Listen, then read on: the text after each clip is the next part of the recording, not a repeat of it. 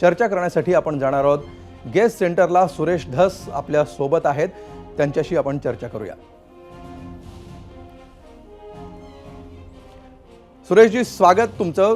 सगळ्यात पहिला आजच्या दिवसातला सगळ्यात मोठा व्हिडिओ जो आज समोर आलेला आहे, हे सीसीटीव्ही फुटेज, यावर आपली पहिली प्रतिक्रिया।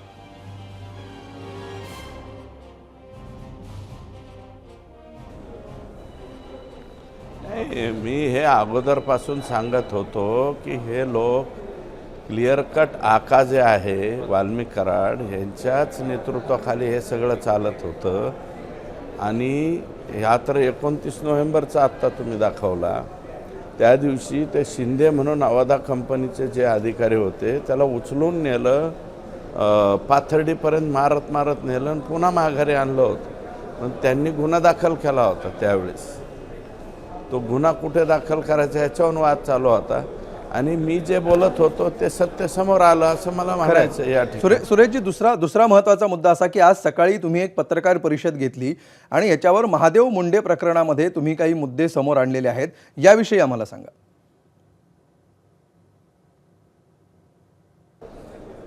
महादेव मुंडे हे दुधाचा व्यवसाय करायचे परळीमध्ये। बरं।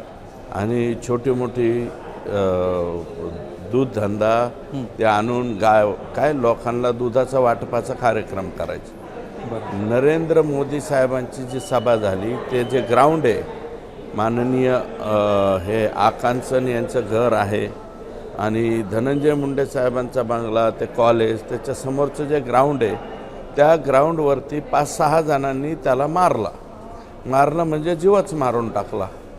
आणि मारल्याच्या नंतर ज्यावेळेस सानप नावाचे अधिकारी होते तिथं परळी पोलीस स्टेशनला, तर सानप साहेबांनी त्याचा तपास केला। म्हणजे हे मला जे माहिती मिळाली मी ती क्लिअर सांगतो। तपास केला, त्यातले आरोपी सापडवले, परंतु त्यांना अटक करू नका असं आका म्हणाले। आका म्हणले की त्यांना अटक करायची नाही, त्याच्याऐवजी असं करा, राजाभाऊ फड आणि अजून 2-4 नावं सांगितले, म्हणजे जे विरोधात आहेत, पार्टीच्या विरोधात, त्यांच्या पार्टीच्या विरोधात, त्यांना अटक करा। तर सानप साहेब म्हणले, बाबा असला धंदा मी काय करणार नाही। मग नंतर आकांनी त्यांच्यावरती बरंच प्रेशर आलं, आकांनी आणलं, आणखी कोणी आणलं, हे आता त्याची चौकशी ज्यावेळेस होईल ते पुढे येईल की तुम्हाला इथं नोकरी करायची का, तुम्ही इथून निघून जा। ते म्हणले मी निघून जाईल, पण त्या मुंडेंच्या याच्यामध्ये मी खोटं काय करणार नाही, जे आरोपी आहेत तेच मी अरेस्ट करणार। तर त्यांनी स्वतःहून बिचाऱ्यांनी बदली करून घेतली आणि ते धाराशिवला गेले।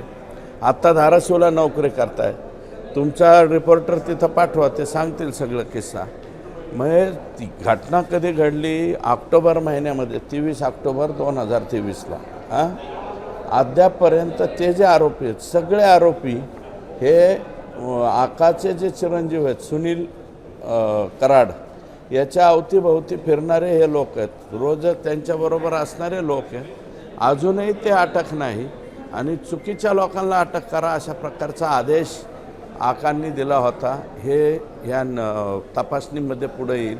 मला एक सांगा, 23 ऑक्टोबरला खून झाला परळीमध्ये, अद्यापपर्यंत त्याचे आरोपी सापडू नये, अनडिटेक्टिव्ह ह्याच्यामध्ये राहतात। अहो, माझं म्हणणं असं आहे की SP नवीन आलेले आहेत, पण आत्तापर्यंत मांड बसली असेल त्यांची। त्यांनी Parli police station, Sambhajinagar police station, त्याच्यानंतर बर्धापूर पोलीस स्टेशन आणि शिरसाळा पोलीस स्टेशन, इथले हेड लोक जे आहेत ते उचलून गपकन दुसरीकडे टाकायला पाहिजेत, तिथं दुसरे माणसं दिले पाहिजेत।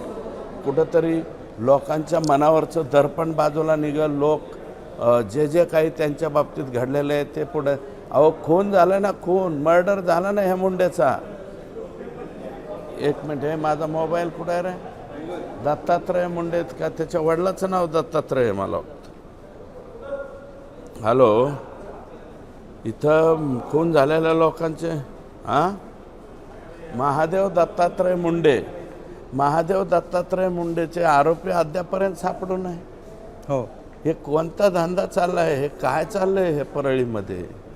आणि वरण बांधतात, बीड जिल्ह्याचं नाव बदनाम करू नका, म्हणजे हे तुमच्या इथंच चाललंय ना। खरं म्हणजे सुरेशजी, तुम्ही हे सगळं प्रकरण मांडता आहात आज पत्रकार परिषदेमध्ये। तुम्ही आत्ता म्हटल्याप्रमाणे हे सगळ्या गोष्टी पुढे सुद्धा आणलेल्या आहेत, मात्र आता इथून पुढे काय? तुम्ही याचा काही गृह मंत्रालयाकडे पाठपुरावा करणार आहात की काय? नाही, मी एसपीचे परवा हं. मी गृह मंत्रालयाकडे तक्रार करणार या खुनाच्या बाबतीत. जे कोणी आरोपी असतील एक तर त्यांनी लवकरात लवकर सरेंडर व्हावं. पण सानप साहेबांनी डिटेक्ट केले होते त्यांचे नावं, ते सांगतील. सानप साहेब इमानदार अधिकारी होता.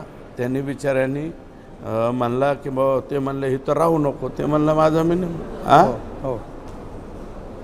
काय माझ्याकडे हॅलो बोला. आरोपी सुनील फड यांच्या अवतीभोवती फिरणारे लोक आहेत. ते 6 आरोपी आहेत. 6 हो. येतील ना पुढं 2-3 दिवसात. आता मी तक्रार करेल आणि महादेव मुंडे यांच्या कुटुंबियांना फोन करून सांगणार आहे की बाबा तुम्ही पोलीस स्टेशनला जा. बरं. त्यांच्याकडे काय माहिती असेल तर ते द्या. खून कसं काय जिरू शकतो? छोटं कुत्र्याला मारलं तर घाबरतं. खरंय. सुरेशजी, अजून एक महत्त्वाचा आरोप तुम्ही केलेला आहे चेतना कळसे यांच्या मृत्यू संदर्भातला. याविषयी सुद्धा तुमच्याकडून आम्हाला जाणून घ्यायचं आहे. काय नेमकं हे प्रकरण आहे आणि त्याचं पुढे काय होतंय?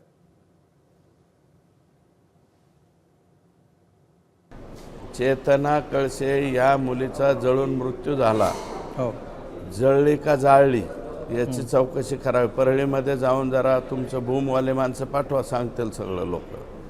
त्याच्यानंतर ती अवस्था पाहून वडिलांनी फाशी घेतली. मी त्या दिवशी गोळी म्हणलो होतो, गोळी घालून नाही घेतली. मी परत डिटेल त्याची चौकशी केली. फाशी घेतली वडिलांनी. तिची आई जी आहे ते येड लागून तेरवाडा ह्याच्यात गेली. एक भाऊ गायब झाला. बहीण कुठंतरी बॉर्डरवरती का कोणत्या राज्यात आहे अजून सापडत नाही. ह्या चेतना कळसेच्या प्रकरणापासून हे यांचं काही लोकांचं जिरत गेलं, भलं होत गेलं. त्याचा परिणाम म्हणून मग यांनी संगीत दिगोळे सुरू केला, किशोर फड केला, आणखी आंधळे, गायकवाड, नावं किती सांगायची. हे शेवटचं आता हे मुंडे मर्डर. मुंडे मर्डरच्या तुम्ही बघा ना, सुनील फडच्या इर्द गिर्द फिरणारेच लोक आता ह्या महादेव मुंडेच्या प्रकरणात सापडणार आहेत. आत्ता आजच एस पीला मी बोललो, कारण ही माहिती मला आज मिळाली. याच्या आधी माहिती मिळाली नव्हती. आता त्याचे जे महादेवला ज्यांनी मारले ते सगळे लोक पुढे येतील. ते सतीश फडका काय नावाचे एक सद्गृहस्थ आहेत, त्यांचे हे मेहुणे आहेत. सतीश फड यांनी सुद्धा पुढे यायला पाहिजे. निश्चितपणे हे 2 नवीन आरोप तुम्ही आज केलेले आहेत. शेवटचा प्रश्न पुन्हा एकदा ज्या प्रश्नापासून आपण सुरुवात केली होती तिकडे तुम्हाला घेऊन जातो. 29 नोव्हेंबरचं हे सगळं CCTV फुटेज आहे जे आज समोर आलेलं आहे. मात्र त्या फुटेजमध्ये आपल्याला दिसतंय की या सगळ्या व्यक्ती एकत्रित आलेल्या होत्या. तिथे अनेक लोक होती. असे नाही की एखाद्या गुप्त ठिकाणी ही बैठक झालेली. अनेक लोक आहेत तिकडे, हॉटेलमध्ये जाणारी लोक आहेत, अनेक पादचारी आहेत. तपासामध्ये आत्तापर्यंत ह्या गोष्टीचा उल्लेख सुद्धा झाला नाही. जेव्हा थेट हे फुटेज आलं, CCTV फुटेज, तेव्हा लोकांना कळलं. हे कशामुळे? हे आकांची दहशत आहे. आकांच्या दहशतीचा हा परिणाम. अजूनही लोक पुढे येणार. आत्ताशिक लोक जरा खोल्या दिलाने बोलायला सुरुवात झाली. बोलतील अजून बरेच प्रकरण, जमिनीच्या लाटलेल्या प्रकरणं येतील, आणखी काय येईल, भरपूर आहे. सगळ्या एजन्सी, गायछापच्या एजन्सीसह सगळ्या एजन्सी आकांनी घेतल्या.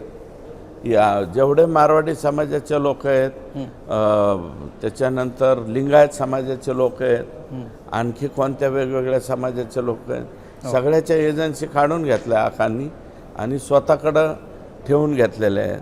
त्या एजन्सीवाले लोकसुद्धा आता कंप्लेंट करायला येतील ना कंपन्याबरोबर. निश्चितपणे आपण या प्रकरणाचा पाठपुरावा करत आहात आणि वेळोवेळी आपल्याला असे प्रश्न नेहमीपणे विचारले जातील आणि वारंवार आपण भेटत राहू. तूर्त धन्यवाद, आपण वेळ दिलात आणि ABP माझाच्या प्लॅटफॉर्मवर आपण आलात त्याबद्दल. Thank you very much. ABP माझा, उघडा डोळे बघा नीट.